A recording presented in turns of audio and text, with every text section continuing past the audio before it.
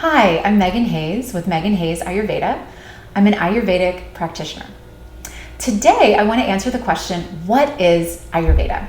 And I'm going to do so in a more condensed version. So this is sort of, what is Ayurveda in a nutshell? When you look at the term Ayurveda, it's a Sanskrit term. You can divide it into two parts, Ayur and Veda. And Ayur means life, literally. Veda means science or knowledge. So you put those two together and you have life science or life knowledge. And that's exactly what Ayurveda is, the science of living or a prescription for life. Ayurveda is thought to be one of the oldest, if not the oldest, form of medicine on the planet. It developed in India 5,000 or more years ago, right alongside yoga. So it's often referred to as the sister science of yoga. One of the basic foundational tenets of Ayurveda is the idea that when we live in harmony with our environment or with nature, which is our broader, our grosser environment, then the body is in its most optimal state of well-being. We're at our highest level of health. And when we become disharmoniously engaged or involved with our environment, when we're living in a disharmonious state, then the body begins to breed disease and illness. So on the one hand, Ayurveda teaches us preventive medicine.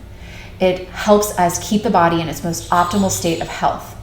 And on the other hand, Ayurveda is healing medicine, and it can bring us back into our natural state of healing, our most optimal state for healing, to come back from disease and back into harmony.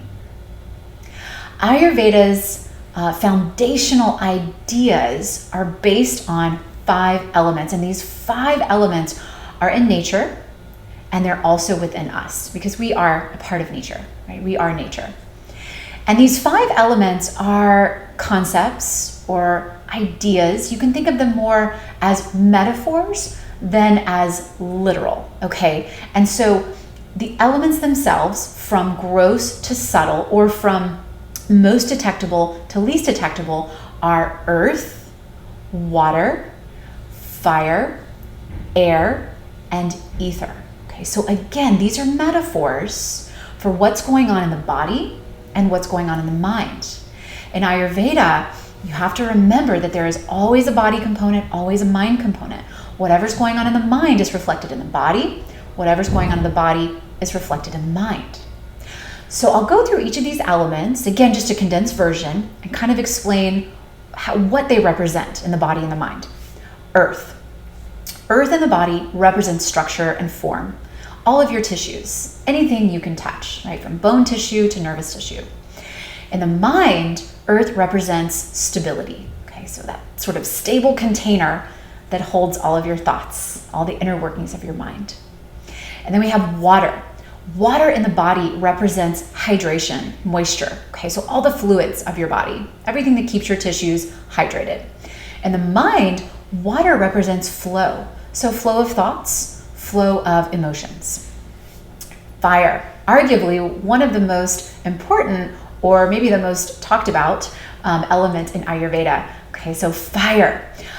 Fire in the body represents transformative processes like metabolism. Okay, so the turning of your food into healthy body tissue with byproducts, like water vapor, carbon dioxide, and then waste products that you eliminate, just like a fire, right? Takes fuel and turns it into heat energy, and then has waste products of ash and byproducts of perhaps water vapor and gases. Okay, so just like a fire, your metabolism transforms your food into hopefully healthy body tissue with waste and byproducts. And that's happening on a cellular level, okay, so microscopic level, but it's also happening on a gross level in your digestive system. In the mind, fire represents the transformation of all of your sensory input, right, from the eyes, ears, nose, mouth, and skin. All of that sensory input transforming into thoughts, ideas, concepts, and hopefully knowledge. Okay, so fire, transformation. And I say it's arguably one of the most important elements in Ayurveda because from an Ayurvedic perspective and in Ayurvedic medicine, the digestive system is where all health or conversely, disease begins. Okay, so how you digest your food, it's kind of everything. And I'll talk more about that in some of my other videos. Moving on to air. Air in the body represents movement. It represents movement, so all movement. Movement of nutrients in and out of your cells, movement of air in and out of your lungs, movement of blood in your circulatory system. And in the mind, it's movement of your thoughts. And I'm sure you can identify with that. Sometimes you really feel the element of air in the mind when your thoughts are racing, right? Maybe when you can't fall asleep, or you wake up in the middle of the night and your thoughts just won't stop. So that's air, movement. And then finally we have ether. And I love to say ether's hard to describe because it's so, well, ethereal. And it is. It's space. You can think of it as, even outer space, the vacuum of space, right? The container of all of the planets, solar systems, galaxies. In the body, ether it could be literal space, when your stomach is empty and growling, but it's also the idea of diminished, or the idea around ether is that it can diminish the other elements, okay? So I describe this, or I use the example of aging. When we age, ether accumulates in the body, and so it diminishes all of the other elements, especially earth and water.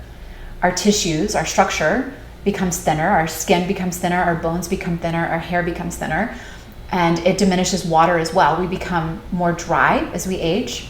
So ether diminishes the other tissues, or the other elements. And in the mind, it does the same thing. Okay, so it can diminish the stability and structure and flow, and even the clarity that comes from the fire element in the mind. Okay, so ether, you can think of it as the container for all of the elements, but also when it increases, you can think of it as the grand eraser, often called the grand eraser. So those are the 5 elements. And what you might be more familiar with in Ayurveda are the doshas. The doshas are what form when the elements come together. Okay, so the elements form 3 doshas. The doshas are the universal energy, or kind of driving forces behind the universe and behind us. Okay, so there are 3 doshas, and I'm going to start like I did with the elements. I'm going to start from gross to subtle. Okay, so the elements of earth and water come together and they form the dosha kapha. Okay, so kapha is stable and it has structure, and it's a slower type of energy, a stable type of energy. Okay, and I'll get more into the doshas in another video. This is just your overview. And then we have water and fire, and they come together and they form pitta dosha. Okay, so pitta is hot and it's clear because of that fire element, and it's a little bit moist because of the water element there. Okay, so again, we've got kapha formed from earth and water, and we've got pitta formed from mostly fire, a little bit of water, because you have to have some water to contain the fire or it will just turn into a conflagration. Okay, and then finally our third dosha is vata, and that's when air and ether come together. Okay, air and ether come together and they form vata. Vata is dry and light and mobile. It moves just like air does. Remember, air is the representation or the metaphor for movement in the mind and body, and it's a bit unstable because of that movement and because of the ether element. Remember, ether tends to erase things, diminish things, and destabilize things. Okay, so we've got, recap, earth and water coming together to form kapha, fire and water coming together to form pitta, and air and ether coming together to form vata. Okay, so kapha, pitta, and vata. Now these doshas, just like the elements, are present in all of us. We have all 3 doshas in us. At conception, the percentage of each dosha within us, the unique percentage within each person, is determined. Okay, so each person has a unique percentage of these doshas in them that is determined at conception. It does not change throughout your life. You can think of it as sort of the expression of your genes. Okay, and it is what helps us. It's called our Ayurvedic constitution, okay, our doshas. our percentage of doshas. And that is what helps us determine what kind of lifestyle, what kind of diet, what kinds of daily habits we need to pursue to keep us in harmony with our environment and to keep us in that optimal state of well-being, or to bring us back into that optimal state of well-being through healing, through natural healing. So that's what you'll determine at an Ayurvedic consultation, is your percentage of doshas. And that's going to help you, with your Ayurvedic practitioner, help you determine what kinds of practices, what kind of diet, what kind of lifestyle to lead in order to be in your most optimal state of well-being, or to come back into harmony to heal. And most of us are working with some imbalances. Your practitioner will help you figure out what those are, and will help bring you back into a state of harmony with nature.